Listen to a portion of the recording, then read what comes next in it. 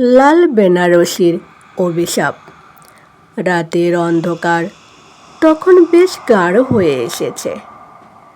নিঝুম গায়ের শেষ প্রান্তে চৌধুরী বিলায় জ্বলছিল একটি মাত্র হ্যারিকেনের আলো।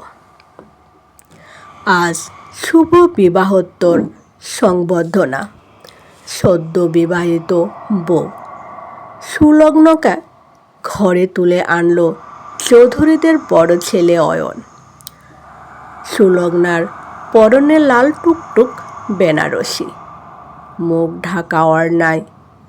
তবে গ্রামের ৮-১০টা কোণের মতো তার চোখে মুখে লাজুক হাসি ছিল না, বরং সে ওড়নার আড়ালে লুকিয়েছিল এক হিমশীতল নীরবতা।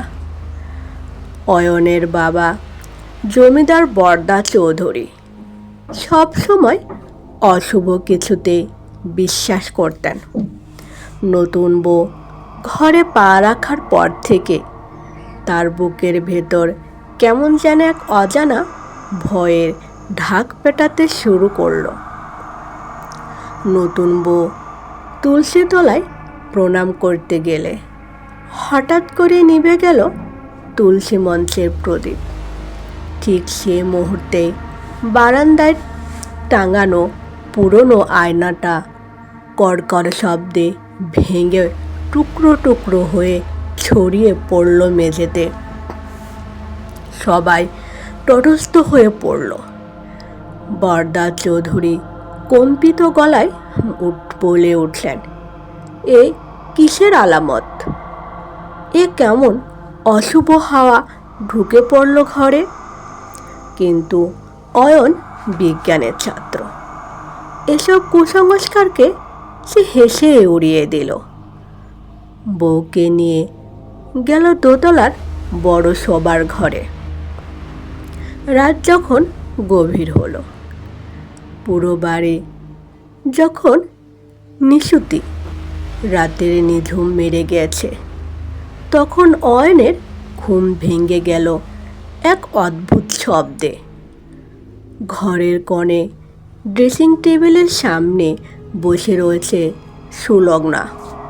সে আয়নার সামনে বসে চুল আঁচড়াচ্ছে, কিন্তু খটকা লাগলো অন্য জায়গায়। আয়নায় সুলগ্নার কোনো প্রতিফলন নেই। অয়ন ভয়ে জড়িয়ে বরফ শীতল গলায় ডাকল, সুলগ্না।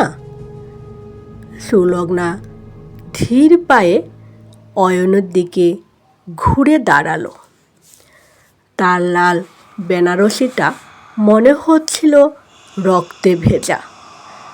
তার চোখ দুটো স্বাভাবিক কালো নয়, আগুনের মতো লাল হয়ে জ্বলছে।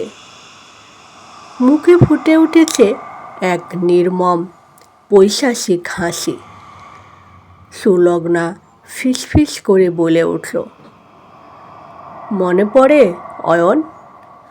আজ থেকে ঠিক ২৫ বছর আগে এই অমাবস্যার রাতটার কথা, যে রাতে তোদের এই বংশের বরদা চৌধুরী নিজের স্বার্থের জন্য এক নিরীহ মেয়েকে জ্যান্ত পুঁতে দিয়েছিল এই বাড়ির ভিটেতে। অয়ন আতঙ্কে পেছাতে পেছাতে দেওয়ালের পিঠ ঠেকে দিল।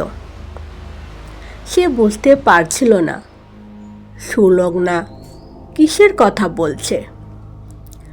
সুলগ্না আবার বলল, সে মেয়েটি ছিল আমার মা। তোদের চৌধুরী বংশের রক্তে রাঙানো সেই অভিশাপ আজ সুদে আসলে মেটাতে ফিরে এসেছি। যাকে তোরা সমস্ত বড় ঘরের লক্ষ্মী বউ বানিয়ে ঘরে তুললি, সে কোনো মানুষ নয় অয়ন, সে তোদেরই অতীতের পচে যাওয়া অভিশাপ। এক মুহূর্তে পুরো ঘরের তাপমাত্রা নেমে গেল শূন্যের নিচে। অয়ন চিৎকার করে উঠতে চাইল, কিন্তু তার গলা দিয়ে কোনো শব্দ বের হলো না। সুলগ্না ছায়াটা দেওয়াল জুড়ে দৈত্যর মতো বড় হয়ে গেল। পরদিন সকালে যখন চৌধুরীর ভিলায় রোদ উঠল, সারা গ্রামে ছড়িয়ে পড়ল এক ভয়ঙ্কর খবর।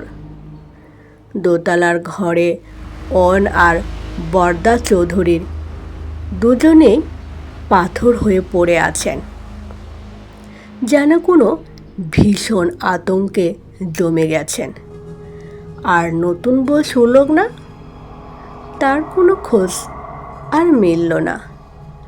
শুধু পড়ে রইল তার রক্তবর্ণের লাল বেনারসি শাড়িটা, আর মেঝেতে খোদাই করা একটি বাক্য, অভিশাপের সমাপ্তি।